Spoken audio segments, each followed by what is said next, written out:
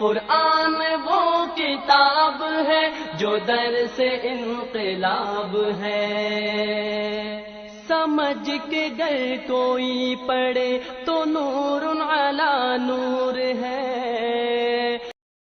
بسم اللہ الرحمن الرحیم، نحمدہ ونصلی علی رسولہ الکریم، اما بعد۔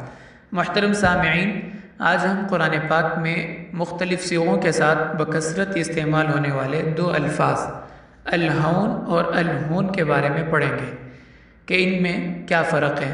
بظاہر ان دونوں الفاظ کے حروف، ان کی تعداد اور ترتیب ایک جیسی ہے، فرق صرف ایک زبر اور پیش کا ہے، لیکن ان کے معانی میں زمین اور آسمان کا فرق ہے۔ الہون کہتے ہیں آسانی، عاجزی اور نرمی کو، جیسے سورۃ الفرقان میں اللہ تعالیٰ کا ارشاد ہے وَعِبَادُ الرَّحْمَنِ الَّذِينَ يَمْشُونَ عَلَى الْأَرْضِ هَوْنًا، کہ رحمان کے بندے زمین میں عاجزی اور نرمی سے چلتے ہیں۔ اور الہون کا لفظ ذلت اور رسوائی کے لیے آتا ہے۔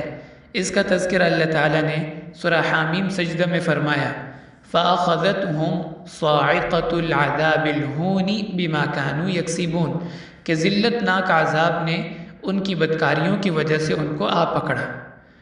تو یہ دونوں الفاظ باب نصر سے مصدر کے طور پر استعمال ہوتے ہیں، ہونن اور ہونن، لیکن عرب جب کسی چیز میں خفت اور سہولت کے معنی مراد لیتے تو ہونن مصدر استعمال کرتے، اور جب شدت کے یا ذلت کے معنی مراد لینا ہوتے تو ہونن یعنی ہا کے ضمہ کے ساتھ اس لفظ کو استعمال کرتے۔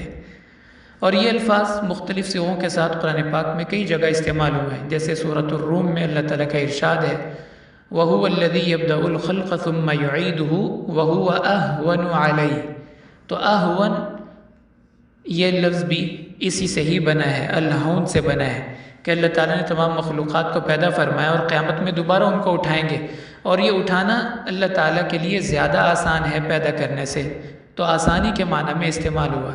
اسی طرح سورہ مریم میں ہے قَالَ رَبُّكِ هُوَ عَلَيَّ هَيِّنٌ، اللہ تعالیٰ آپ کو بغیر شوہر کے بیٹا دیں گے اور یہ اللہ کے لیے بہت آسان ہے۔